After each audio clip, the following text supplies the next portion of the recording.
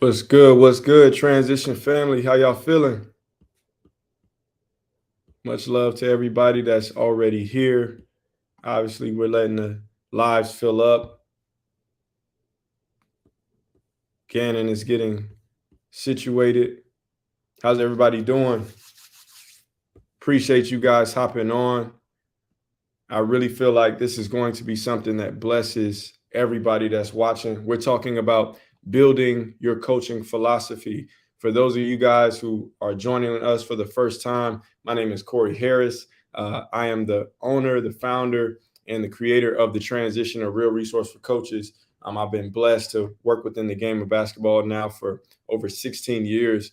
And one thing that never gets old is helping other people. So I started this platform with coaches in mind, people who, a lot like me, they're starting out for the right reasons. They want to be a blessing. They want to help other people. And sometimes when you start out with good intentions, but yet maybe you don't fully understand what's required of you, you need a little bit of help. You need mentors. You need people that have already walked out that path, people who have been where you're trying to go. And so my biggest thing is making sure that we bridge the gap, making sure that coaches feel equipped and that they have the necessary resources to be assets.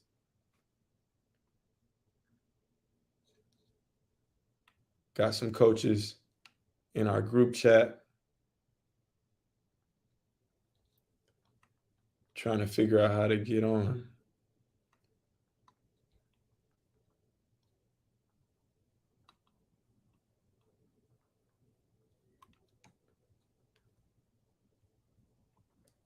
Here we go.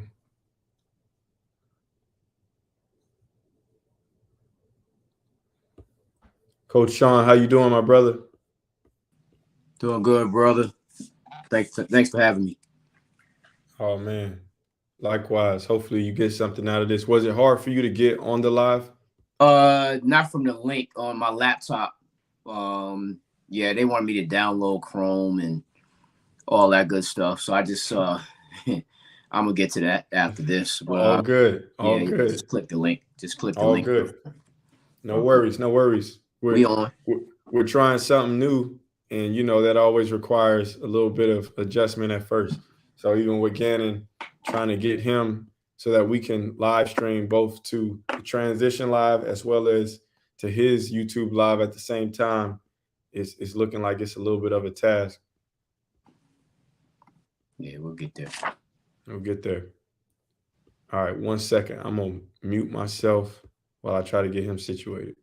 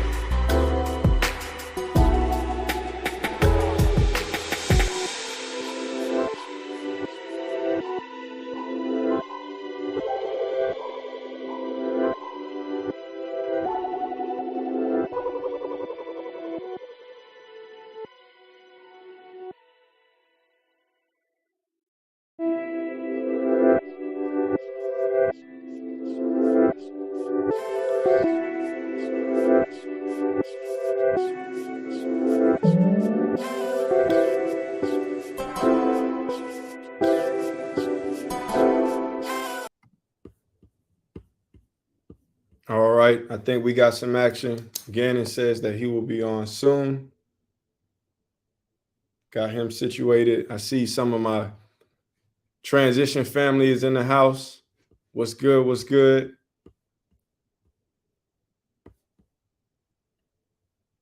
Yes, sir. We're going to get rolling in a second.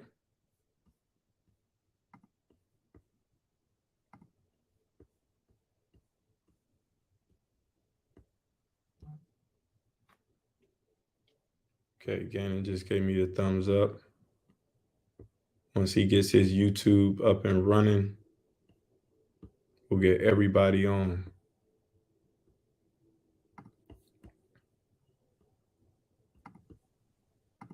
Fellas, how y'all feeling? How you feeling, man? I'm great. I'm great. Can't wait to get this thing started. We're just waiting on G right now.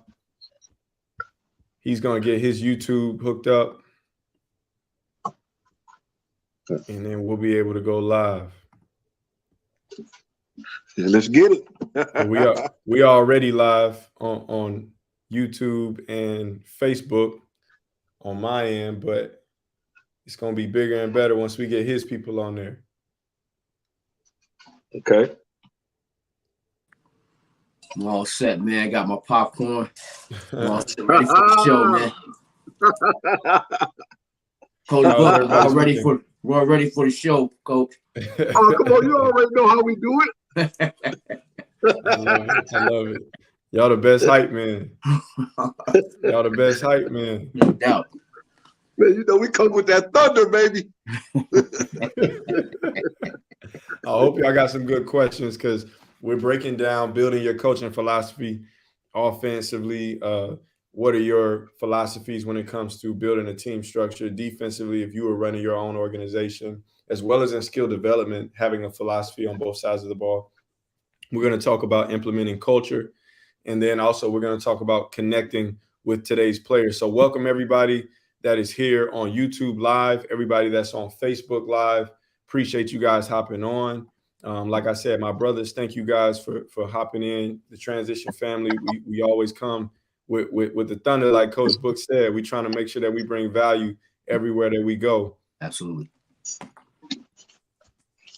Just need G to pop in. You guys check out that All-Star game, or y'all check out any of the standings from last weekend? Yeah. Yeah. I think they were.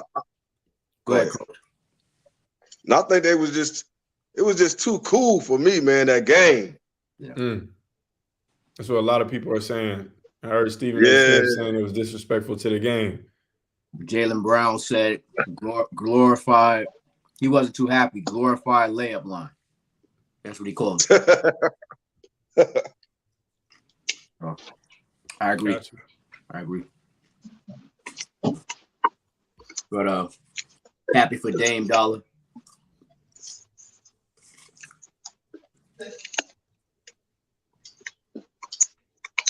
Yeah, you saw our guy Kevin Herter out there. Struggled a little it's bit. all right. It's all right. It's his Okay. first go round, you know.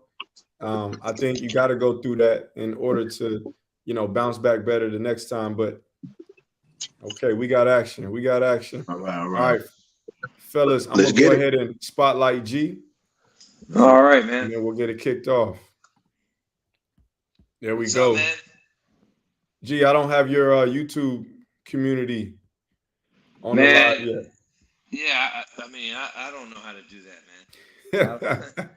I try. I'm gonna do it for you next time, man. You're gonna just have to trust me with like your information. I got like 90,000 followers, so 30. It's anyway, okay, man. That's so whoever's on this is a business, maximize your community because I don't put any thought. I go coach, man. So whoever's on this, we're gonna impact. But I got so many people that. Yeah, so Korey, man, I need help with that. That's all right. I got you, G. Me and Rebecca got you. So first off, Ganon, thank you so much just for your time. For those of you guys who are watching on YouTube Live or Facebook Live, if you don't know, who I am. My name is Korey Harris. I've been a basketball coach and trainer for the past 15 to 16 years, and it's a blessing. But I'm here talking with one of the best in the game, my mentor, a good friend of mine. His name is Ganon Baker. He's one of the best in the world. Like I said, he's world renowned, and he's been on every level, whether that's coaching grassroots all the way up to college, pros. He's a consultant. He's worked on the court one-on-one. He does team stuff. The dude just knows the game. So we're trying to make sure that we're giving you guys resources and solutions to take your training, not just business, but acumen, your IQ, everything that you understand about the game or think you understand, to the next level. So Gannon, it's an honor, my brother. Thank you. Thank you so much. Korey, I honor you, man. I love you. I'm so proud of you. I think I said this last time, but I'll say it again, man. You started from the bottom. Now you're here. In my opinion, regardless of social following and financial revenue, like you're a great one, man. And every NBA GM coach I'm in front of that need a leader, I'll drop your name, man. And so you and I, you have to help me get the word out, because I think this might be the second or third one we've done. Third one. And third, and it's like the stuff we say is practical. Our words have weight. We never speak on stuff we don't possess. So it's authentic, it's real. And that's a lesson that I'll start out with, man. If you don't have it, you can't teach it. If you don't possess it, you can't give it away. It's not a knock, but it's like there's so many fakers, unauthentic people out there. Anybody that's ever challenged me, I've always got respect, because I possess everything I teach. If I don't possess it, I don't teach it. I don't speak upon it. And that's something that I always loved about you. Like, you never went into anything as a player, coach, leader until you knew that you had the truth. And Mark Twain once said, "The truth fears no question." Like, if you live it, you take it, you tell it, you don't fear nothing. And that's your confidence, that's your conviction. And so I apologize I couldn't connect my YouTube, because there's so many people in my tribe that are with me. I just haven't done a great job with technology and social media to get the word out. But we're going through it live and organically. Like, I think, this point in our lives, like you're going to help me out with that. So what we're doing is great, man. I'm making the transition from a live leader OG to a social media, because it's needed. I always disrespected and didn't understand social media, and I teach that. Like, it's the law of what you don't understand, you can't access. Like, what you disrespect, you can't access. What you respect, you can access. And as a coach, I'm learning that, you know what? Technology is a great teaching tool that we need to embrace, because if what you're teaching is positive and real, you got to understand it. And for my 27-year career as a coach, right? 28, 5 in college, 28 years doing this, 23 as a business. I've never respected, understood, spent time with social media, and it could be a tremendous teaching tool. So anyway, man, I appreciate you in the transition. Let's get after it. No, for sure. And I think that's something we can stay on as long as you want to, because we have coaches on the call. We have coaches who might watch a playback of this live, and they may not be comfortable with Zoom or YouTube Live or Facebook or Instagram or things like that. I think the same way that maybe we have a thirst for knowledge on the court, we have to have that same thirst for knowledge when it comes to things that maybe aren't so comfortable. So the fact that you were able to be vulnerable, that's nothing to feel bad about. I think that we should salute that, because it's hard to change, especially if you've been doing it this long. Yeah, no, I don't feel bad about it. It's just frustrating and disappointing that as a coach now, with your college coach, right? You're a trader. Like, you got to understand the technology game, or you have people that are behind you that can do it. And so, correct. One of the things I want to talk about tonight is if you're a coach and you want to build a philosophy, right, and you want to build a business, obviously you got to have a vision. You know, where there is no vision, the people perish. No question. But two things, Korey, and agree to disagree, man. Let me know if I'm wrong, but I got an epiphany. You know, I got some wisdom during my solitude. Okay, I'm ready. Two things you need to make your vision a reality. People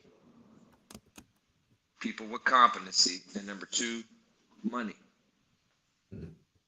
You need money. If you're a business, you need money to help you. That's right. You need to make it, or you need to get investment.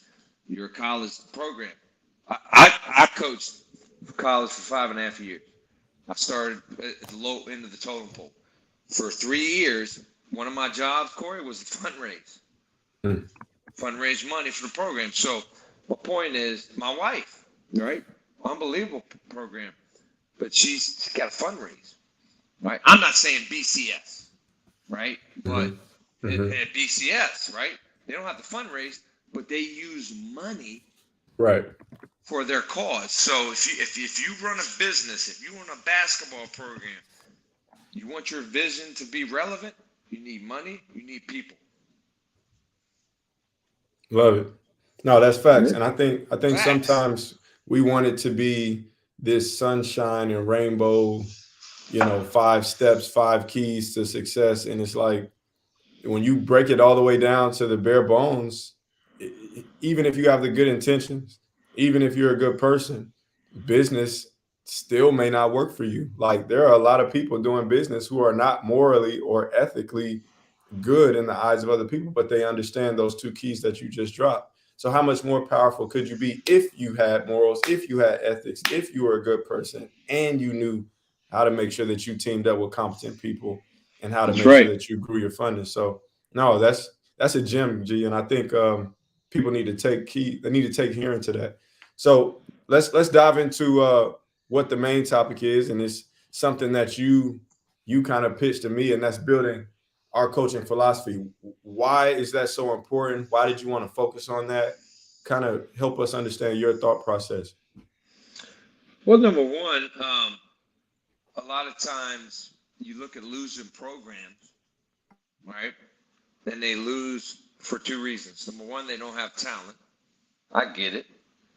Number two, whatever talent they have, they didn't develop it.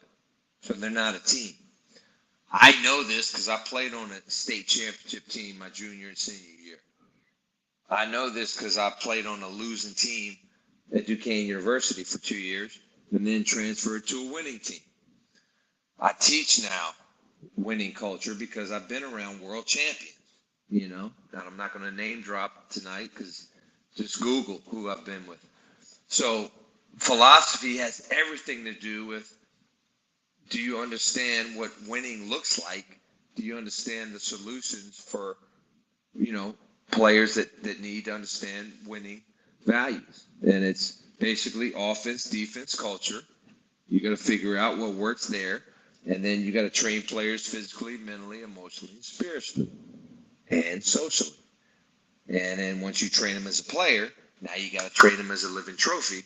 All right, you taught them how to win in basketball, but you got to translate that so they can win in life. So you feel good about yourself, and these kids will get the most out of their education. So to me, philosophy is everything because as a trainer, I started an industry that wasn't relevant. Like nobody was doing it. Maybe Joe Boonazar, a little bit. A guy named Jerry Love.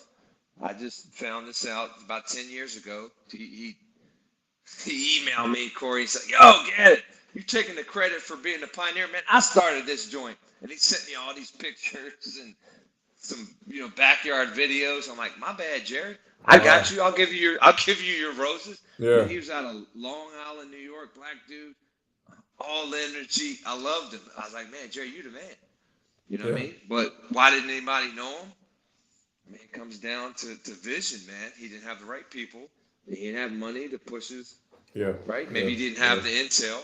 But, Jerry, I'll give him his roses. Jerry Love, Joe Boonazar, year 2000. So I started an industry where, you know what? I had a philosophy. I had a book. I had legal pads. And so it worked, Korey.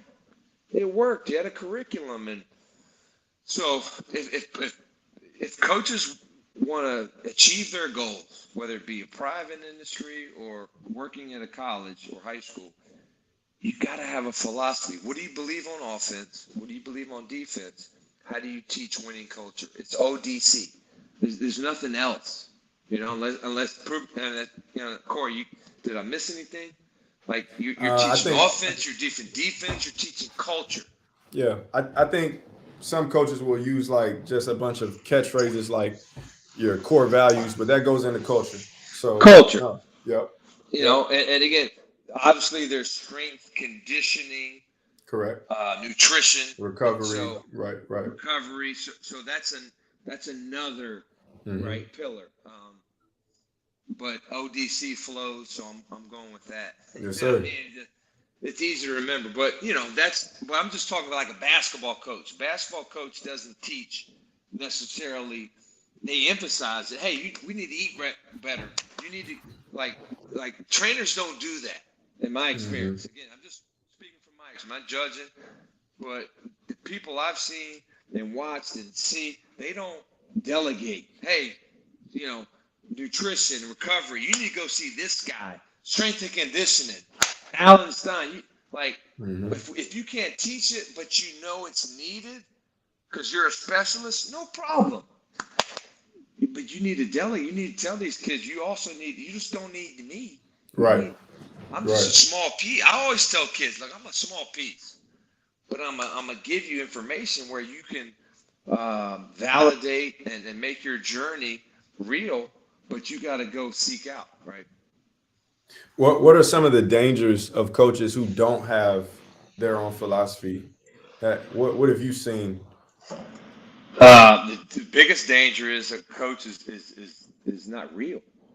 And when you Korey, you're training pros as we speak.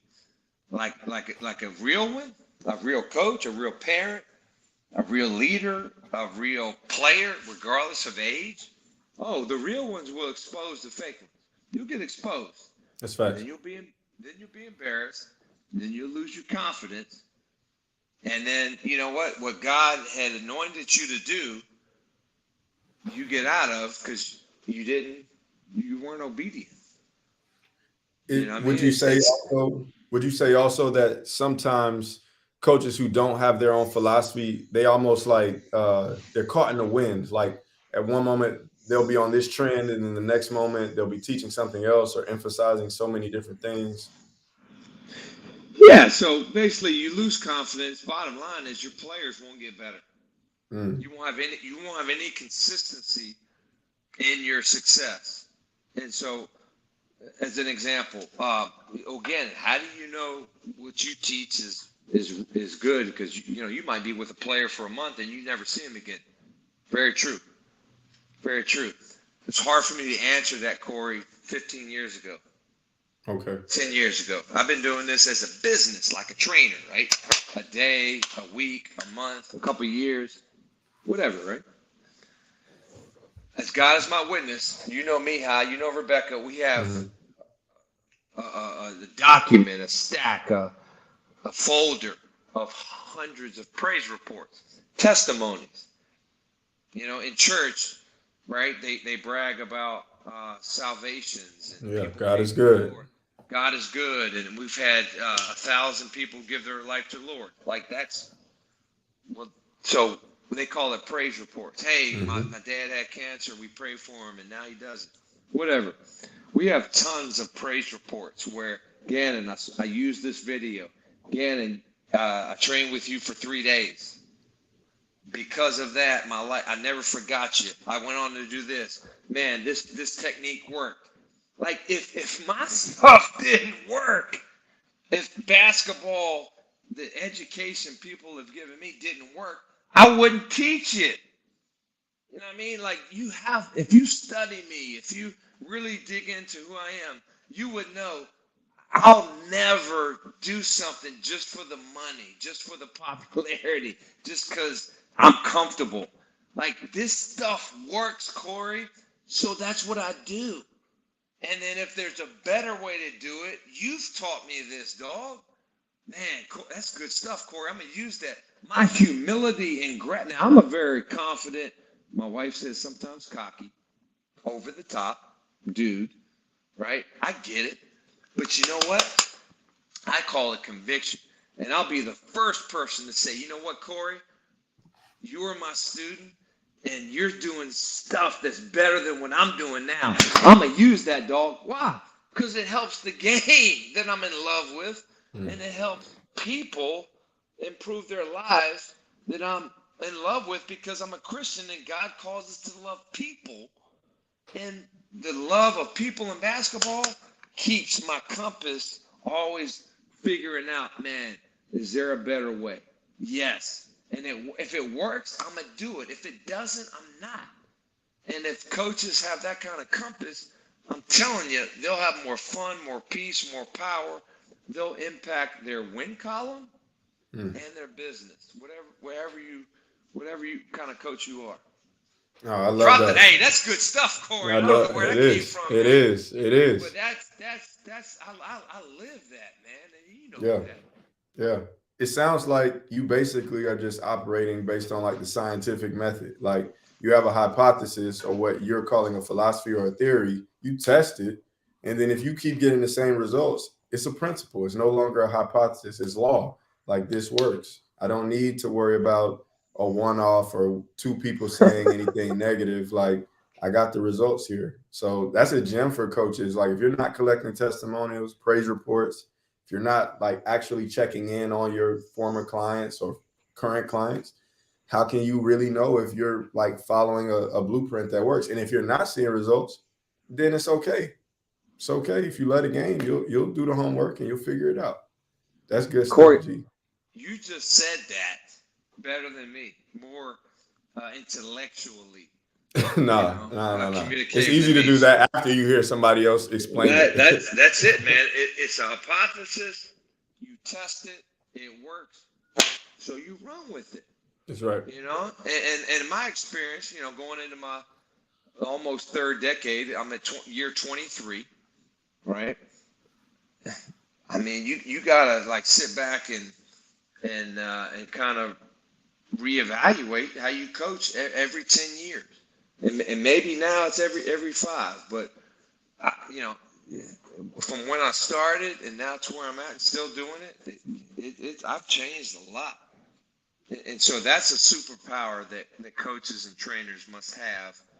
Yeah, you can't follow the trends you see on Instagram, but be curious, right? And figure out, you know, what's going to work for you and what's real, and be transparent and you know how you're dealing with players every day, the good, the bad, the ugly.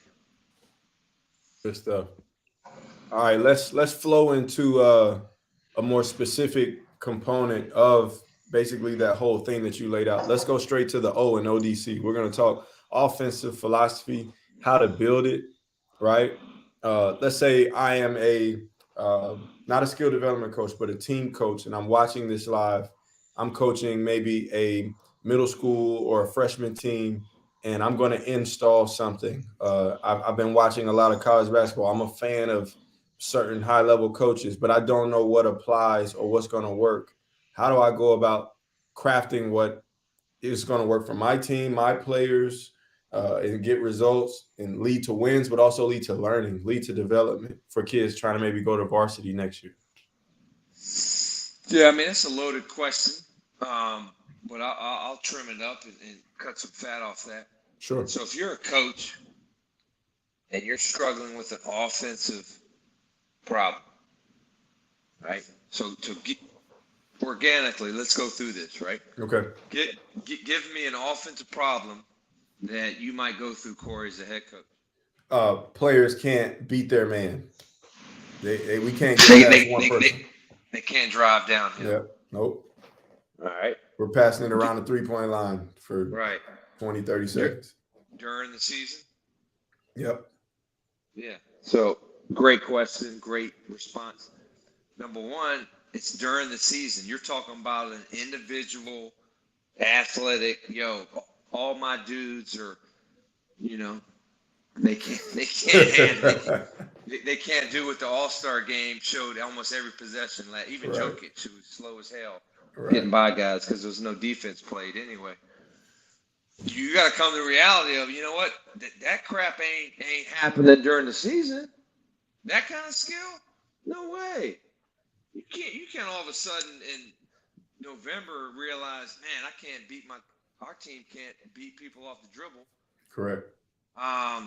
It's not going to happen in January. That's an off-season development. So that's number one. Number two, Great it answer. is what it is.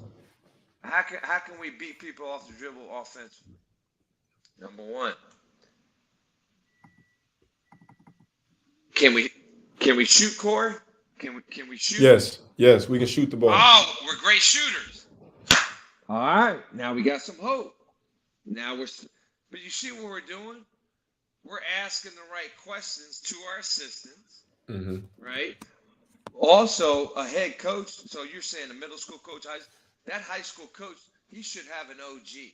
He should have a Corey Harris who's competent, right? Who's convicted, who has the 5 C's of leadership. That's another podcast. You got to have you have a Yoda so that you can text a guy, right? A girl, an OG. Hey, here's the problem. What's the solution? I got you.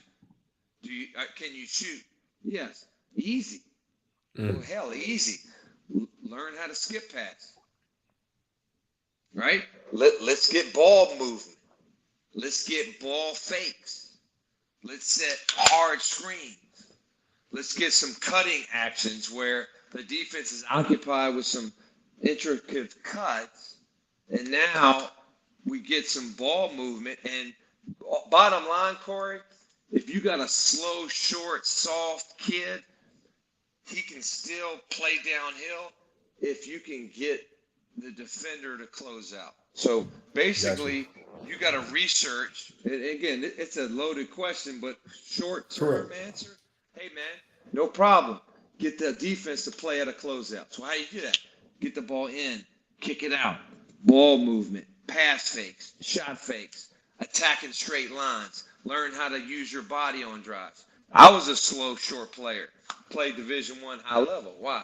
Because I attacked in straight lines. Off season, yeah, coach, we gotta get stronger. Off season, yeah, we gotta be able to, get our better handles. No problem. Go see Corey Harris. He'll get you. You know what I mean? But during season, that's a great suggestion. Not saying it's gonna work, but all you got as a coach is to suggest.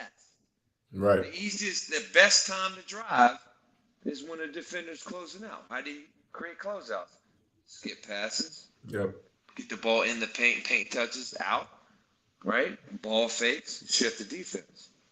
But what's great about what you're doing right now is you're actually explaining offensive philosophy, even though that was such a micro, like I was zooming in on one particular situation, but you talked about ball movement, player movement, driving in straight lines, collapsing defenses. Like, so literally you're explaining all of the key components of anyone's offensive philosophy and what it should be, like regardless if you play this offense or skill trainer, whatever.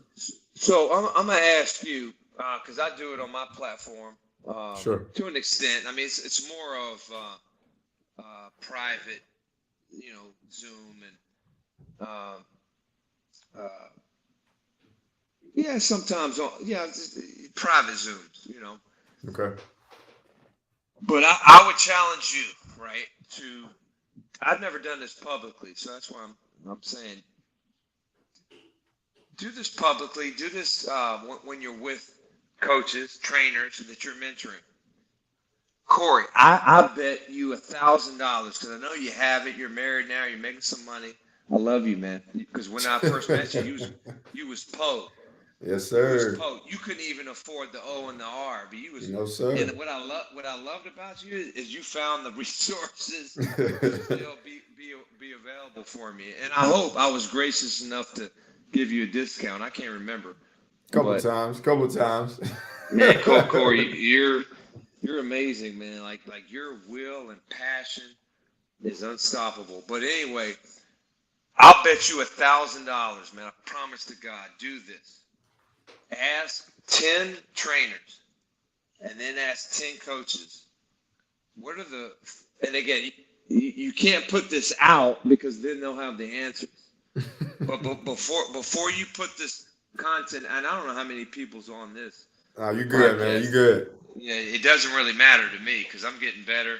We're speaking life. Technology will get this to the people. I'm so passionate about this because I've been doing it since COVID, and it boggles my mind. It shocks me how many trainers that are experienced, coaches that are somewhat winning, can't answer this question correctly. And I don't know if I can answer it. Well, we'll do it now. Korey Harris, what makes great championship team offense? Let me break that down because you might not understand that, and I get it. Players must execute these 5 things in order to break the defense down to get great shots.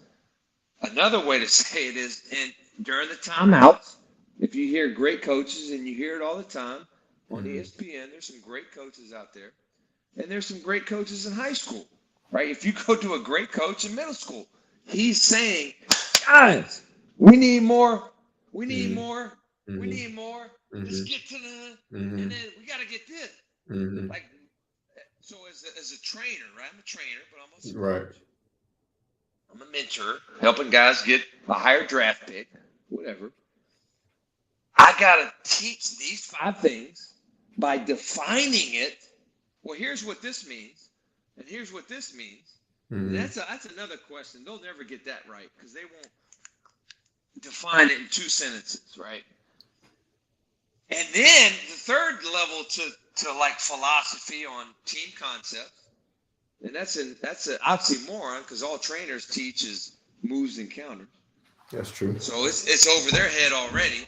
But I'm just saying, you want to do it the right way, you got to teach basics, moves and counters, and then team concepts. So the third level of team concepts, you follow me? Because I'm spitting a lot of information. I'm not STUPID, but I am ADD. The third level is, all right, you define this, you mentioned this, you defined it.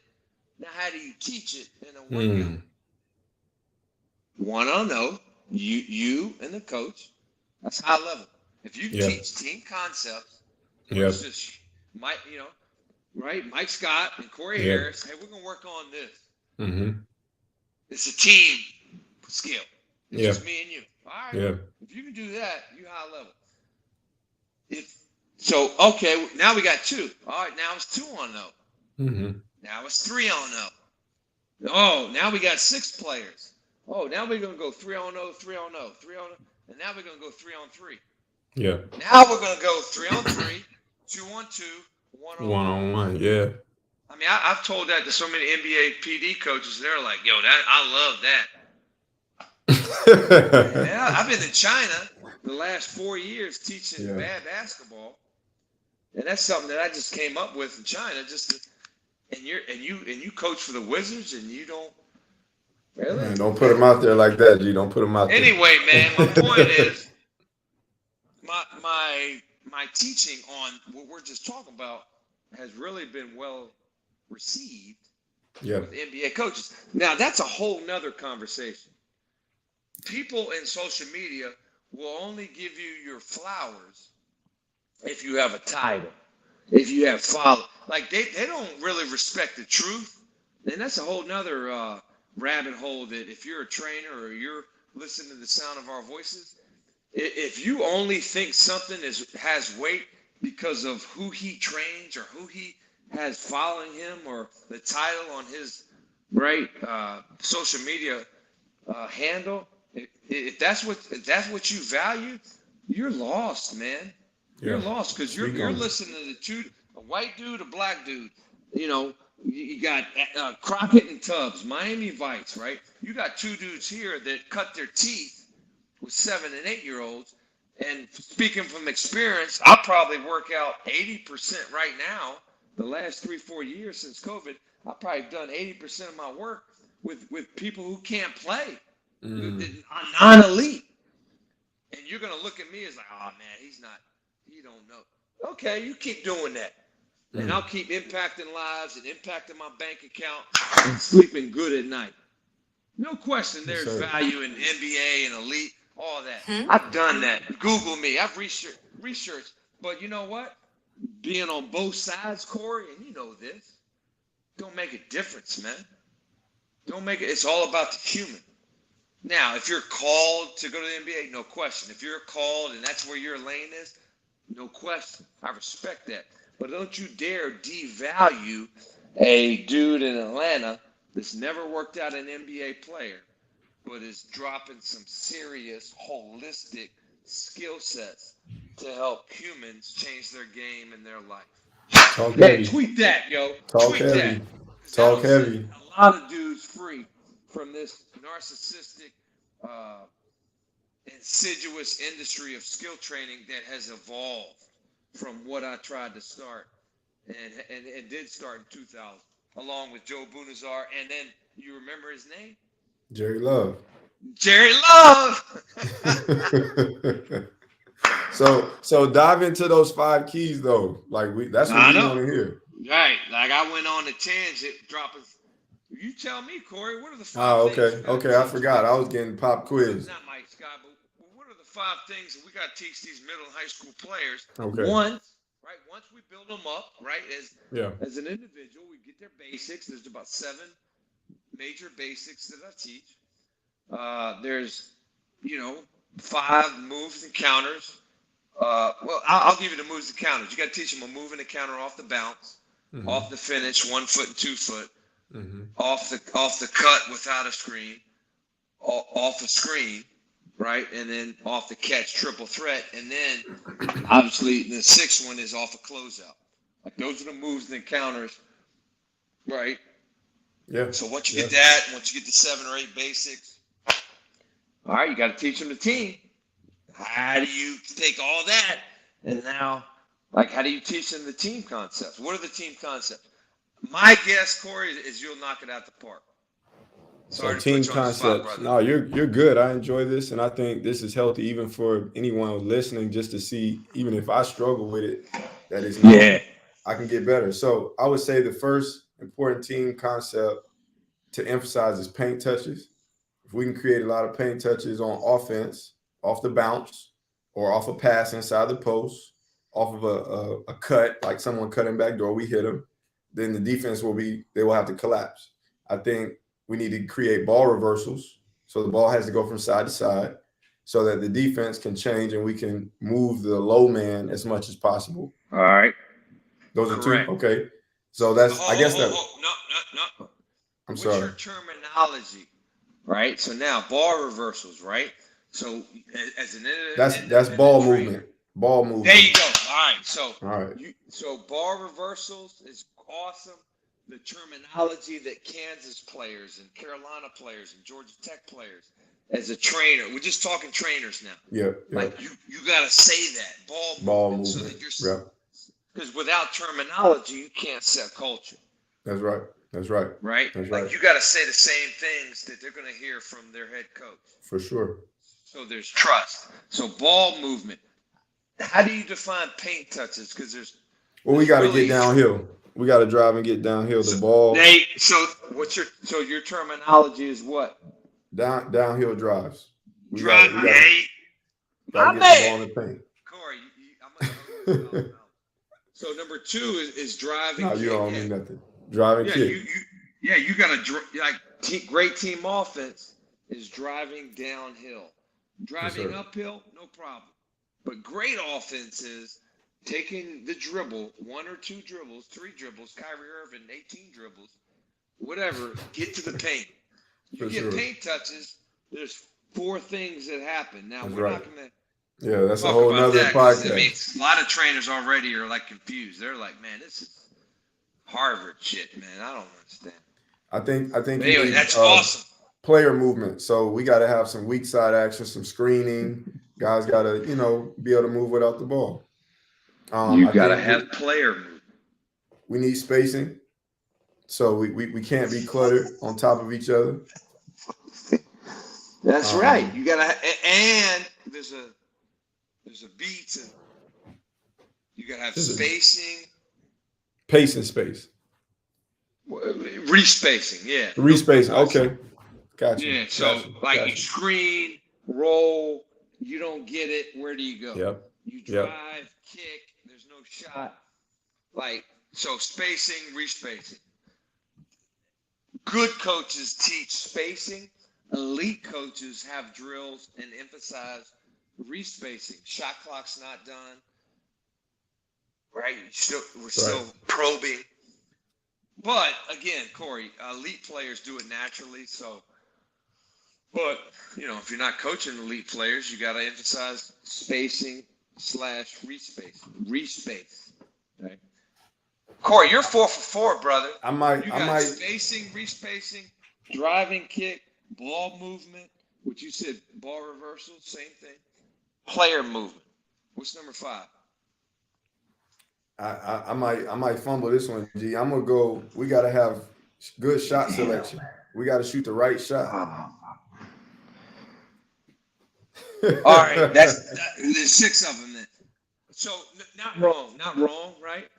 Not wrong. I teach shot selection within ball movement, right? You get the ball, right? Okay. Do you have the green light? Yeah. Well, then your first. So again, now we're getting into defining, right? All right. How do you define those 5 concepts? Well, the definition of ball movement is you got 2 seconds, maybe 3. If you play for the Spurs, according to Manu Ginobili, who I spent 2 weeks with in China, he was like, damn, because I would ask him. And again, when you're with elite athletes, Korey, I'm going to ask you this. When you're with elite NBA players, you worked out your boy, redheaded, loved Kevin Huerter.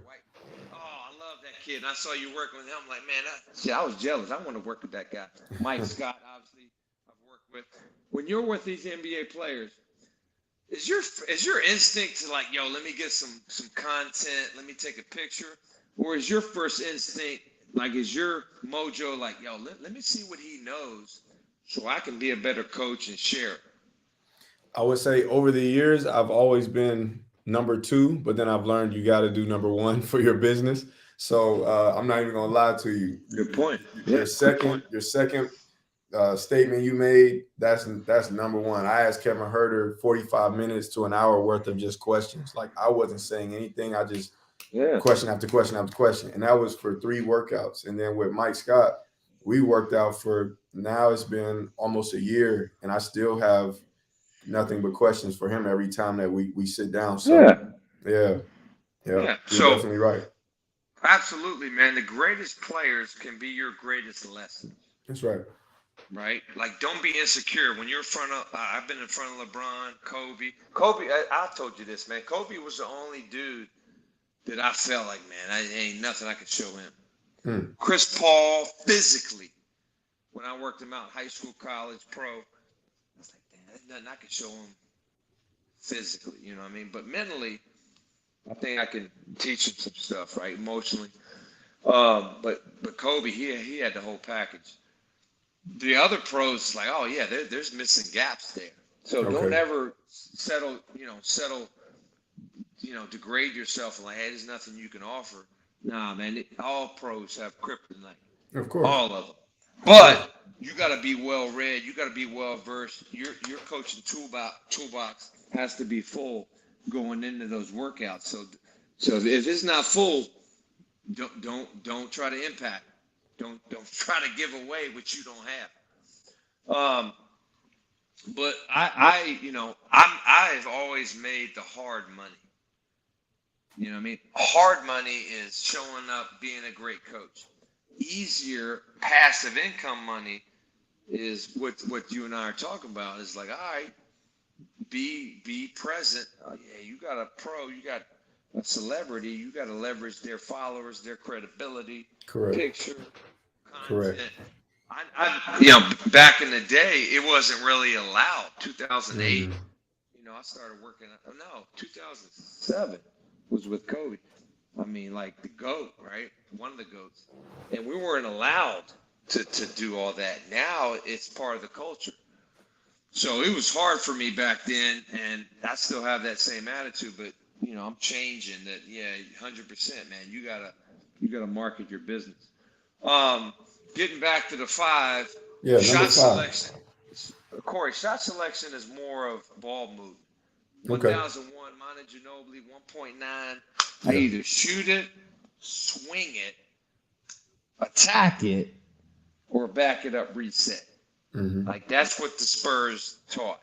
And so that's not wrong. Let's say that's number 5. What's number 6 part of team offense? Because I try to not have too many. Hey, what are the 10 things? Just give me 3 and my team will be legit. But you can't negate number 5, shot selection. You can't negate that. What I do is teach that in ball movement. Because when I catch it, that's that. Am I supposed to shoot? No, I got to go one more. Got you. Is it early shot clock? Yeah. Yes. Is the guy in my face? Yeah. Why am I shooting? So all that, and it's still, that's individual stuff. You know what I mean? But anyway, not wrong. Like, okay, so you teach that in team offense, cool. A lot of coaches that I've, asked this question to had that answer, and I was like, cool. What's number 6? I don't know. You know it, man. Like it's, you know what I'm saying? Like it's hard, man, and it goes down to coaching. The only reason I know it is because I got more years on you. I got more reps. Right? Your reps create your reputation. Repetition is the mother of success. You got to be able to one day go out, and I've learned this from Miami Heat assistant Phil Handy, who's, Hubie Brown, Rick Pitino. I saw Coach Larry Nega do a speech, and they don't, great preachers, T.D. Jakes, right? Like they go out there, they don't have no notes. Because all their issues are in all their information is in their spirit. And so out of the heart and the spirit flow the issues. Like that's right. At some point, you got to be able to go out here and flow. Like when you and I are flowing, we got no notes. But it's all real. It's all progressive. It's all organized. If we had a transcriber like they do in court and they organize our notes, it'd be a master class, man. And whoever gets this is like getting gold. If they got this as the foundation, I've never trained before, so if they got this, this is gold. So it, man. It's just. I guess I would just say like communication, like great. That's culture. That's culture. Right. I mean, and we're not talking post ups because every team's not going to post up, whether it be high or low. That's paint touches. No, that's paint touches. Right. So touches. You teach that. Hey, drive and kick. Okay. Well, paint touches or ball movement. Right. Ball movement, player movement, spacing, ball respacing, movement, player movement, respacing, spacing, driving downhill, driving kick. You're gonna be like, oh my god. And this is awesome because I didn't think I could have anything to teach you, and I exposed. Always. You know what? This is awesome, and we're doing it live. Corey Harris, screening. I thought I said screening already. Man, go watch the tape. We just ball movement, player movement, driving kick, spacing, respacing. Hey, when I said we gotta have good screening and weak side actions. You never said. I'll go back. You never said the weak side action. Whoa! All right. What are you talking about? Cool. It's cool. All right. I'll take the L on that one. I promise. Yeah, I ain't giving you 1,000. Hey man. Hey, ask the coaches. Ask the coaches. Somebody save me. Somebody. You never said screening and weak side action. All good. All good. I never heard team concept screening. So now and I gotta go, man. It's 10 o'clock. But the next podcast or the next lesson, all right, coach, I got these 5 things. How do I teach that? Like, what do I say? Like, how do you define spacing and respacing? Like in a timeout, in practice, it's not that hard. Right. If you hear what I'll say, it's like, you know what, that's pretty good. And like timeout, dead ball. Hey, space, man, you're boom, boom, boom, boom. Here's what it means. It's not spacing 15 feet. It's not that. Right. It's not. You don't have a ruler. Kids don't understand numbers. They're right. It's creating a visual. It's being efficient. It's being descriptive. It's Kobe Bryant, depth and detail. You know what I mean? Like, so we're leaving these coaches hanging by not. All right, I got screening. How can I teach that? And it's not feet shoulder width apart, sprint the screen. Those are the mechanics. Right. That's the individual. I'm talking like getting them to understand how to basically, Korey, man, where our industry sucks, right? And where again, I'm not being arrogant, but I've always helped kids apply it to the game. Why? Because I was a self-made player. My pedigree was I came from 5-star, right? As a summer job, I taught the game from the time I was 18 to 32. I was a college coach. So I wasn't hired to do drills. Yeah. I was hired to teach systems. That's right. Teach the game.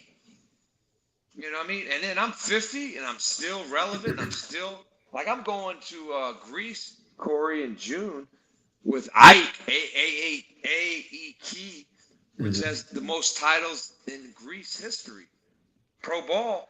And they want me to do a camp and then train their players who are there for the summer and then meet with their coaches. Yeah. Big time. Big time. Like, yeah, man. So my point is these trainers are missing the boat because they can't teach these kids how to apply it to the game. We got this yak, and I'm going here, punch drag, and I'm stepping cross step, and I'm getting a shizzy, and I'm leaning in for the 1-step, 2-step, 3-step, Damian Lillard, yeah. All right, cool. How you gonna use that in a horn set? What you call it? The yak? That's the yak. Just go follow these guys. They got 400. I mean, Korey, they're doing something right in business. They got 500,000 followers.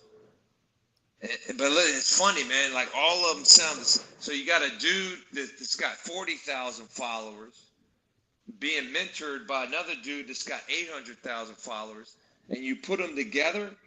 And I'm not stupid. Like dude, it's like they're like this guy's authentic. The 800,000 follower guy is authentic. But then you got these 50,000 follower dudes that sound like the 800,000. Like, hold up, man. You sound the same as this guy. Why are you copying him? Why don't you be you? Like they're saying the same stuff. Why? Because they memorize and then they go do. And I'm telling you, as a trainer, look, if you're a trainer that got cut from the high school team, never played high school, quit college, because there's a dude out there that's got YouTube, he makes movies, he quit JUCO, no problem. But if, like, what I'm saying, Court, these dudes don't have a feel. They don't have a feel for the game. What it takes to win a conference championship. What it takes to be a part of a college organization, be it NAIA, the NCAA, right? They don't have a feel for the game, for what coaches, administrators, the whole deal, to be perfect. They don't have a feel for the game. So they're like, oh, I'm going to memorize that and go regurgitate it, and I'm making $100,000 a year. Well, if you had a feel, you could be making $500. If you had a feel, you could give that kid not an experience, but you could actually give that kid an opportunity to go somewhere where he couldn't go on his own. But all you're doing is being a cheap imitation of an original. That's fact. That's fact. I live in 201 Fur Avenue, Melbourne Beach. My number is 726. If you doubt what I say, then come educate me. Because the industry that I started is turning into something that's copy and paste. And guess what? I'm going to give you an NBA, unveil the curtain. A lot of losing programs in NBA, it's because they copy and paste. They try to do what the Spurs do, the Golden State Warriors do, the old Phil Jackson teams did with the Lakers and the Bulls, but they can't duplicate it because they try to copy and paste, and they don't actually take the time and investment and commitment to learning. Fact. Drop the mic on that, man. Talk heavy. Talk heavy. Pick it back up real quick because I need at least 5 minutes from you for a quick Q&A. We got a couple coaches here in the live that may have some insightful questions or just whatever, even if it's not related to offensive philosophy, it could be anything, man. Something for G. True. No, nothing's off the table, man. Coach Sean, if you got a question, I'm going to unmute you and add you to the stream. John Sherman, one of my all-time favorites, man. What's up, my brother? Question. You mentioned back in the day it was no tech and so forth and so on. So, how did you, I kind of know, but I think it's good for everybody to hear. How did you grow your business other than the testimonials? Was it, I know you did DVDs. It wasn't no social media, but I know you did DVDs and CDs and so forth. So how did you grow your business back when there was no social media? Man, that's a great question. Obviously, number one, I'm anointed. So whether I was smart enough to do it or not, God was going to get me to where I needed to be. Mm-hmm. I mean, I made a commitment to him, privately, publicly. I honor him before man, and he honors me, right? So that's one thing. The other thing is parents, man, coaches. I did a lot of stuff for free. I'd come in, train a team for free. It was my hometown. Like, they already knew me as a player, as a former college coach. I coached at Hampton University for 2 years. I was a so-called expert. But the whole thing was it wasn't popular. Like, nobody's doing it again. And so you're crazy. Like, you should train these kids for free. But I'm like, no, this is my livelihood. I've committed to do this, as my livelihood. So I had to do a lot of stuff for free. It's called show and tell, Sean. You know that. Yeah. I tell you, I'm going to come help you get better, and I'm going to show you how to do it. And then I'm going to tell you $25, $35 an hour. And then I had to sell, man. I had to sell them on, look, if you want to get scholarship, make this, $3,000, $4,000 investment over 3 years, right? And then you get a, $30,000 scholarship. So I did the research, and I looked at what it cost me to play for 5 years of college. And I was like, yo, man, traveling and all this.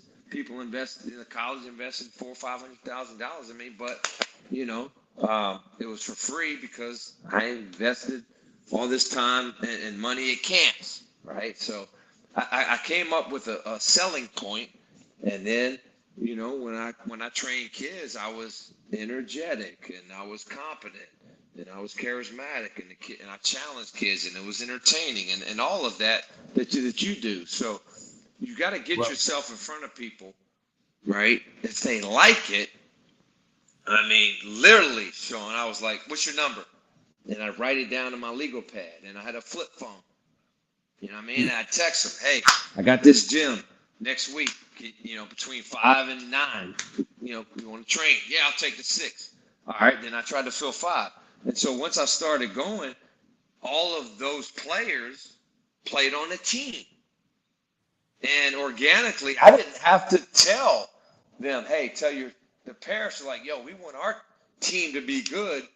I want Juju's teammates to get this. So then I was like, oh, great. I got 4 players. Now I can make $100 an hour instead of 25. You know what I mean? So I'm telling you, man, at Ham Roads, word of mouth ended up getting me 150 clients locally. God is my witness. Within about a year and a half, I had 125 clients wanting to train, with me, whether it be a group, individual. So you average about $30 times 125 a month. There's my cash flow. And then I was intentional. I didn't know I'd make more money, but I was like, man, it'd be great if other people can get this. And I love to see the world, right? And I made a VCR tape And somehow it got to Australia, somehow, right? Again, God. And then DVDs, and they did mailings of catalogs, and now social media. So basically I got hooked up with a quote unquote marketing company. I didn't have to pay for it because they would produce it and they give me 15-20%. I I was good with that because that you know what, I get paid to market my stuff. I'm good with that because most time now you got to pay people to market your stuff. So people were marketing my stuff and I was still getting paid. That was a no-brainer, and that's how I got around the world. Well, I think, And Sean, if you do a good job, yeah, people recognize like yeah, adults, professionals. If you're gonna pay, like I get, and Corey, you know this. I don't mind telling. I get about $10,000 a week when I go on the road. If you're gonna pay that kind of plus flight, business class, if I'm overseas, hotel. If you're gonna pay that kind of money, man, you gotta bring it. yeah. You gotta have some game. Mhm. What's my game? I demonstrate, I articulate, I innovate, I inspire, I have follow up, right? I have a whole system that Miha has created of follow up and retention and a masterclass. So it's professional, man. Therefore, hey, I should have paid you more. Yeah, you Well, should have. can I add something, G? And I think So for me, I think you covered it. What I saw was, it's not really a question. For me, it was just you competent. You're competent, and you had the charisma to deliver your competency. So yeah, if somebody wanted to go and say, he said, you're supposed to backdoor this way, they can go check and they say, oh man, he knows what the hell he's talking about. So I think for me, yeah, it was a competency, and the word of mouth came because you were competent, and then you had charisma to sell what you were talking about. You made it believable. And so I think that's, and then the word of mouth came from that. So that's what I saw originally when I started studying you, and then meeting you, and being mentored. But yeah. okay. And you got the same thing, you know what I mean? Like you got the same thing, and there's a lot of trainers out there that don't get the opportunities that I had for whatever reason. I met the right. Like if it wasn't for Kevin Eastman, I would never have been with Nike. If it wasn't for Boo Williams, I would never have gotten an invitation to Nike's assistant. So I didn't know playing for Boo and growing up in Hampton that would open up Nike for me. Like you and Corey didn't have that opportunity, but you and Corey could have easily in 2003 when I did the Boo Williams Nike workout, the infamous 9:30 at night. I tell the story at the time. Like Corey would have killed it. You would have killed it if you had the charisma and the competency. So that I was telling Corey on this podcast, if you were on it, like if you have a vision and a dream, no problem. But you better pray for people and money, because that's the only way you can, right? And so Nike paid me a lot of money, a lot of gear that got me hiring an assistant and saving money and all that, so that you can shop your talent. But it hurt, and this is one of my dreams, is that one day I can get disposable income so I can invest in a lot of these good trainers that are in the hood or they're in small towns but can go. They just don't have the people that they know nor the money. And a lot of these social media wannabes networked themselves to opportunities, but they have no net worth. They're clowns. And a lot, they got, they cater toward these rich people because they're training an NBA guy, and they meet people with I mean, I saw it training Amari and Tyson Chandler, Harrison Barnes. Man, there's so many rich people that were willing to give you money because they like you. And that's what a lot of these guys, some of them have done. And now they're out there teaching bullcrap, but they got money and they got people. Therefore, their so-called vision of the game is working. It is what it is. Every industry can talk about that. And that's what burdens my heart. And maybe, I can somehow change that for the people that deserve a shot. So that's why I still do mentoring and still try to use my connections to, help a Corey Harris, man. I think Corey could be one of the top 50% of NBA coaches right now, right? But he just, he doesn't have the network, and that's what he's trying to work on. But he's definitely got the competency. You know what I mean? Anyway, man, it's Appreciate real it. talk, man. Transition, we keep it real. Yes, sir. And Corey, you can Transitioning edit all. GBB. If it's too controversial, man, you can edit all this, man. It's live. It's That's live. Okay. streaming. All good, but we got time for one more. Coach Book, I saw you were dropping some questions in the chat. If you are cool with asking G anything, even if it's a different question that you might have, I will add you to the stream and unmute you. How you doing, Ganon? What's up, man? I like that smile. Finally met you, man. My big brother, Bobby Joe Springer, played at North Carolina Wilmington. Yeah. I know the name. That name ring a bell, right? Yes, sir. Yes, sir. Quick question, man. Yeah. Can you speak on? And I kind of thought about this today, even in the the training world. Can you speak a little bit on being trusted? And what I mean by that is, when I work out with like kids and younger kids and the parents, kind of trust me. I think that's real huge in this field. Being trusted with kids, being trusted with college players. They trust you enough to give them the the right workout. I think integrity is being lost in the field. Can you speak on that a little bit? Yeah. Well, Rodney, I would ask you a question. Why do they trust you? I think because number one, I communicate well. I give good instructions when I'm working with the kids, and also just a person. I just believe I'm a person of integrity. If I say I'm gonna do something, I'm gonna do it. And I think that's kind of it for me. Yeah, well said. So basically, you're a professional, and most parents recognize that. If they're gonna pay you, like even if you charge $20 an hour, like that's a lot of money, man. You know what I mean? And the money I charge is high end, as Corey said. A lot of times I'm like, Corey, let me work with you there. Nah, Gannon, you're high end. I ain't got the budget for you. Cool. Don't worry.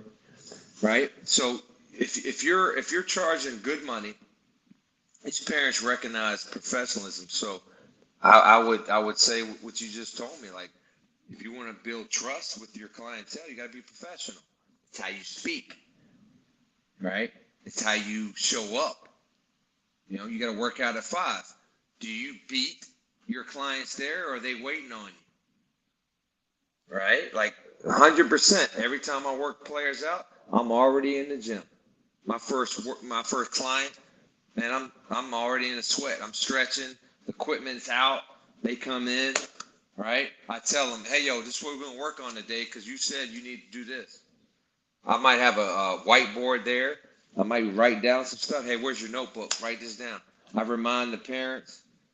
So basically, it's you said it, man. It's instruction. You give them instruction, right? And the second thing to everything you said is, I'm sure you have street cred, right? Hey, I did this for this kid. There's testimonies. There's praise reports. You're, as a coach, as I said before in this podcast, your repetitions create your reputation. You know what I mean? Like in this I've been in the Melbourne Beach for 6 years.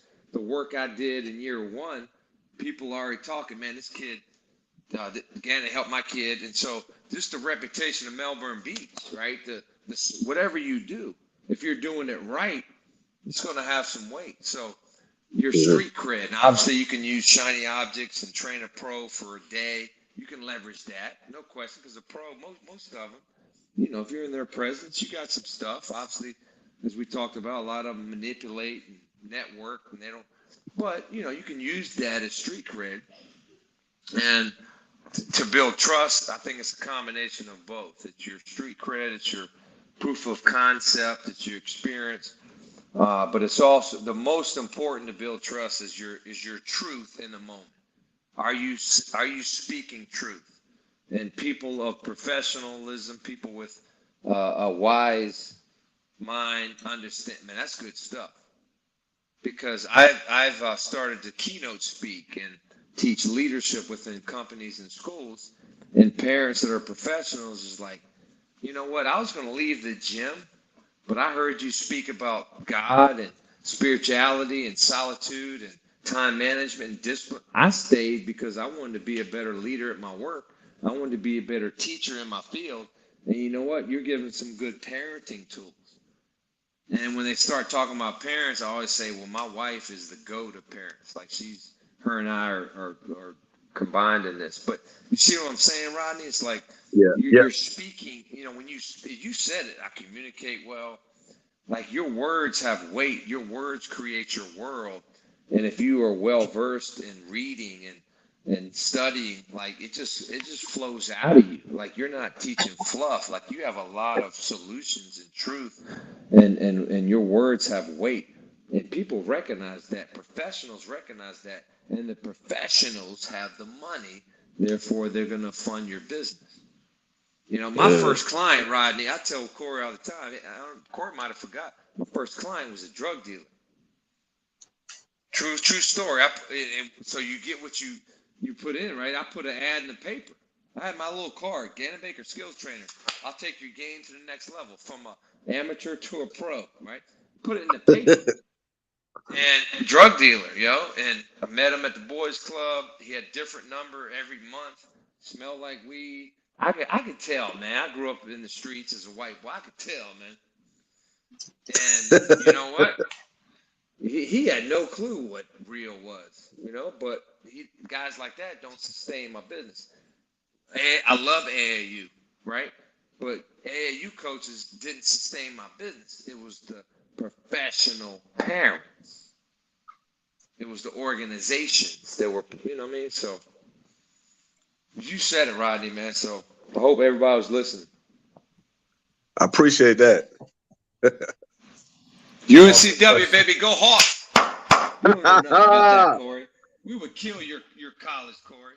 Oh, you definitely would. I played Division III and Division II basketball. So our center was 6'6". I averaged more rebounds than him. So yes. Korey, our two guard was 6'6", dog. Right. Every time we went up and played a money game, it was a different level physically. It was like, okay. That's another transition topic is how do you get to Division I and what does that mean? Like guys, kids got no clue. I could play They have Division no clue. I. They have no clue, G. I talked with the assistant coach from SMU, Chris Kreider, and he broke it down so well. But we won't drop that bomb on this particular podcast. But he boiled it all the way down to just a few things, and I think it'd be great for you because I know you're always trying to help people understand if they got what it takes. And I've seen you actually crush a couple kids' dreams live and in person because they thought they were D1. No, you ain't D1. You're D1 small college basketball because there's different levels. Right. There's mid-major, there's independent. NAI Division I, 6'6". That's your center. Yep, that's your center. Mid-major. Duquesne. Like it wasn't even. It might be a point guard in today's game. Tyrese Halliburton. Ben Simmons. Yeah, man. I'll never forget one of the toughest point guards I ever guarded was Wesley Person. Right? Chuck Person's brother. He was a point guard for Auburn. And he's 6'8". And I'm like, they're like, oh, mouse in the house. I'm sick. Mouse in the. So the coach got mad at me. Man, Ganon, we're going to have to double the post now because you. I'm like, Coach, man, I'm 6'. Yeah, what you want me to do? You want me to grow a couple inches? Yeah, right. Joking. But kids have no clue. Oh, I can go. Yeah, you can go, but now you're playing against length, right? Correct. And height. Correct. And wingspan. Like correct. The space, there's a whole nother. It's not just about IQ anymore. It's not just about IQ. It's not about the skill development player, like everything you and I do. Shit, kids need to learn that, man. You need to go spend some time with your team coach, man. I can't help you there, brother. Well, you Yeah, got to like, give them the right level of expectation, and that's I know. why you're so valuable. Is you've seen it, you've been there, so you have a Yeah. wide range of like past experiences to kind of refer to when you're explaining Yeah. where they can expect to land. For sure, I'm sure nowadays you can just watch a kid walk in the gym before he even maybe even touches the ball, and almost pinpoint like what level he'll play on or she'll play on. Great point, man. I'm gonna give you. I just was in West Virginia last week, man, and I spent 45 minutes with the girls' team. Mhm. And again, it was one of those things where, like, hey, coach, Ganon, can you do me a favor? You get paid for this, but it's not on the agenda. But man, they Yeah, they knew you were in town. The coach has all your DVDs. Some reason, he didn't get a hold of the camp. Can you go work his team out? I'm like, yeah, 45 minutes, cool. So I go in there, you know, work out the team. At the end, I told them, look, here's where I think y'all are at. If y'all have this, you Mhm. can win the state champ. You can win the state championship. I had Corey. I had no clue what their record was, and I'm like, yo, I think y'all can win the state, or y'all can win something big, right? Mhm. He was like, coach, you hit the nail on the head, man. Like, I've won 10 state championships in baseball. And so, because of my baseball pedigree, I've been coaching basketball for 10 years. And so I know, what winning is like and talent. And man, we're like 20-3, and we're going to win the district. And people are saying that we can win the state, but we're missing Wow. two things. Wow. And you nailed it. And the two things, Corey, I said, man, y'all can win the state. And you got like, 3 more weeks. Mhm. But you're missing two things. And I think it's a light switch because I feel it. Like it's a light switch. Y'all are missing toughness and togetherness. Y'all are too giddy. Y'all are girlfriends, not Mhm. teammates. Y'all are, Mhm. and man, coach hugged me. He was like, yo, we got to get this guy to do a camp this summer. Whatever he charges, we got to get him. You see what I'm saying, Corey? Like, Yeah. number one, I'm available. All right, man, I'll go work this team out because I'm Right. up here. Right. Right. Right. Might as well. I go in there, I'm present. I don't see, 15 white girls. I Mhm. don't see, oh man, damn. I was working out AZ Fudd a couple years ago and Paige Buchers a couple years ago, and man, I spent 4 months with the Minnesota Lynx. Now I got to work out a bunch of white girls. Yeah. All right, let Yeah. me just Yeah. get through this stuff so I can Yeah. go You're present. hang out. Man, I was like, yo, let's go. Let's impact lives. Let's go. Go. God of all things, man. God, you put me here. You're over this. Let's go. You're in this place, Holy Spirit. Man, the coach was in tears because he's like, again, they needed to hear that from a profession. I'm like, cool. That wasn't me. I was right, but cool. But that's what happens when you really dive in to your profession, whether you're great or just getting started. Yeah. Right? That you decide, hey, you have a purpose. I want to be great at this skill training business. I want to be an impactor of lives. So I'm gonna study and I'm gonna pray to make sure God gives me discernment of what to study because there's a lot of bull crap out there. And I want to be the best I can be for kids. And that's after 50 years, Corey. That's happened last week. I didn't even know I'd tell you about it, but like that was pretty cool for Yeah. me. I was like, damn. Yeah. I'm That's like, powerful. I'm walking out with Kevin Hart like my chest, like I'm a prophet or something. Because he didn't need it. He could have just said, "Oh, good work," but he was like, "Yo, I was that's the word. That's what everybody's saying. Those are the two things I've been telling them." And here you come in, and I didn't pregame with the coach. He was just like, "Hey, can you work my kids out?" Cool. He didn't tell me to talk about those two things, but it's like, yo, I know the game. I've been around the block. That's what y'all need. And you said it like that's, you can tell in 5 minutes. If you know your stuff, you can tell in 5 minutes what a coach is about, what a player is about. Why? Because if you have the information, you have revelation. That's right. Oh, That's right. players tell on themselves. Just hey, if you want to know where a guy's at, just let him speak. And the Bible talks about, you know, listening more than we're speaking. Like observe, listen. Jesus was inquisitive, man. He always when you asked him a question, he would You always come responded back with a with a question. question. That's right. That's You know right. what I mean? Like he wanted to listen to you speak. and then you'll know what to say. Phil Handy, I love him. Not perfect, but I love Phil Handy. He always says, "Hey, the game will tell you what to do. The players tell on themselves. Read the room. Read the room." Awesome.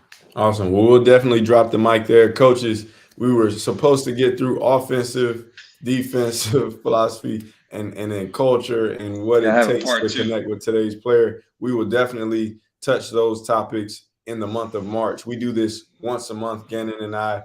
So you can tell that we care a lot about the game, growing it, and then making sure that we're giving resources to you guys as much as possible. If you want to follow Gannon, you can follow him on Twitter at Gannon Baker. It's on the screen. And then his YouTube channel, which we were hoping to stream live to, but we'll make sure we get that tightened up next time, at Gannon Baker Basketball on the bottom of your screen.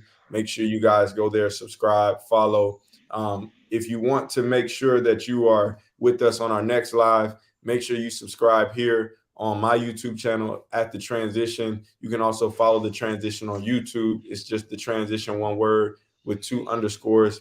Gannon, your website, GannonBakerBasketball.com, and then you have the vault, right, for your coaching mentorship group. Yeah, when you go to my website, there's many platforms we have.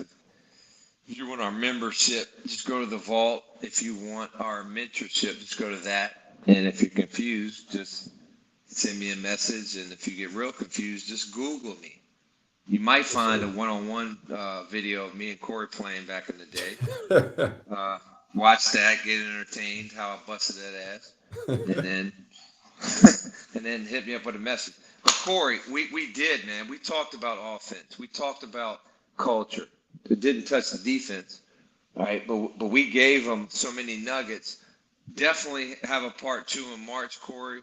We'll break down, and I want to preface it. Like, how do you connect to the player? Yes, and it comes from understanding their nature. So I talk about the 5 eyes of players, whether it be 13 to 28, the 5 eyes of players, and how as a coach you can have solutions for the 5 eyes. Because if you have the nature, right, of a thing, then you can understand their behavior. When you understand their behavior, right, you have solutions, and but you also don't get surprised. Like, so many coaches are freaked out by kids because they don't understand the nature. Well, if you understand the nature, you don't get surprised. You stay focused on the solutions. Anyway, that's a preview of what's to come. Yes, sir. That's where we start next time. And then there's 5 connectors also. Of how you can, once you understand the players, there's 5 connectors to, as a coach, the behaviors that you can kind of foster that can start to build your philosophy. So good, man. So good. I promise you, Korey, you're going to help me get my, Hey, I'm 50, dedicated to it. 60,000 followers on. I got 95,000 followers on my GBB Facebook, and about 50 subscribers on my 50,000 on my YouTube, and about 39 on my Instagram. Like, we gotta prep all of them. Yes, sir. Like, Let's for do the it. next month. Let's do it. Because it's not me, Korey. I'm telling you, dog. Sean Sherman being like, YouTube, like, you guys drop unbelievable bombs, and the interaction between us is amazing. It's authentic, it's organic. You got to help me get Got you. that Got correlated, because we're it's a lot of gems below the dirt that the Yes, Bible sir. talks about, treasures below the dirt that we got to. It's my fault, right? You got to help me with that. So No, it's everything happens for a reason. Month of March is going to let's be do huge. that, man. Let's do it. And if you guys like the opportunity that you saw, Coach Sean Sherman, Coach Rodney Booker having the chance to ask Gannon live questions. Well, that's right. Like, Yeah. it's amazing. It's awesome. So let's get my tribe involved as well. Let's But do it. Let's do it. Let's spend the next month prepping them, giving them some nuggets leading up to it. because So guess what, man? Like the stuff we're talking about changes programs, live. You're getting real street cred with you and me, Sean. Well, like you're getting it from all levels, man. And then my goal is to get some of your NBA mentors and some of my NBA mentors on this call as well as a guest. So we'll work up to it, but we got to get some more heat and more people. We got to let people know, man, this stuff's too good, Korey. Like a freaking hour and a half. I don't do that for anybody. I mean, your family, but even if your family, like MJ knows, got your man, real like, family in there. well, she knows that she's not interrupting me and saying, "Hey, man, it's been an hour and a half." But this is so good that like you got me fired up, man. And that's I mean, we've been together for over a decade, and this is like new. This is refreshing, man. So we got to blow this up a little more. Let's do it. Shout out to MJ, the real MVP. Shout out to my wife, Bree, who's also giving me the freedom to do something like this when it's late. But again, like Ganon said, I'm not going to let you guys forget. If you want to join this mentorship group so that you can have the opportunity to ask him a question live and be a part of the live, go to his website, go to the vault. If you want to do that on my end, you can just go to the website at the bottom of the screen, basketballcoachingconsultant.com. Make sure that you join our mentorship group, and it's going to be all access. These type of lives, we do them multiple times a month, and we also give you guys as much support as we can to help you scale your business. Ganon, my brother, thank you so much for your time. Have a great night. Looking forward to March. Hey, I'm going to be talking with you offline just so we can get this thing built up and get it going. absolutely. And I just looked at the chat. Sean Sherman says screening at 9:53 p.m. Man, so Yes, sir. He gets $1,000. I'm telling you, I said it when I was talking about weak side action, screening, and player movement, body movement. I promise you, I put it all in the same. Man, Korey, no, you said body movement, weak side. You didn't say screening, man. Man, earlier you said I didn't say weak side action. So now what did I say? Now it's changing again. You might have said weak side cut, but you never said. Oh man, weak side cutting. What in the world? Please, I'm not going to do it because I don't have the time. Please go back and watch. All good. All good. I love you. This is what you're known for. Back me up, man. This is what you're known for. I'm gonna tell y'all a 1-minute story. Ganon will go to camps. Ganon will go to camps and do these tricks with kids where he puts the ball on their back. He makes them like show how fast their hands are, and they'll promise them $100. And I've seen a kid will win the game and catch a ball. No. He'll find a way out of that 100, man. I'm telling you. No. If they cheated, absolutely. The only person that is won $100 is who? If you Kia Nurse. That's not the only person who's ever beat the drill in your 30 years. That's the only one. Oh man, see that? The other ones that you saw, they might have won it, but they didn't do it right. You gotta Okay. Yeah, they bend over. I got you. Yeah, all good. Like I said, y'all, you find a way. You're deferring. That money stay in that bank. Man, you're deferring. You did not say screening tonight. I was intensely listening for that, man. We appreciate you, Ganon, so much, man. I love you, man. I love you. You don't have to have it all together, man. I don't, and that's why I took the challenge in front of everybody. I gave you your flowers, man. You're the man. Because I knew it was gonna make me better. You didn't answer my 5 questions, man. You made me better tonight, man. I appreciate you, my brother. You're a B average right now. I appreciate you. Oh man, I'm crying. Oh man. Much love, my brother. Yes, sir. Shout out to everybody out there. Yes, sir. All right, brother. See you.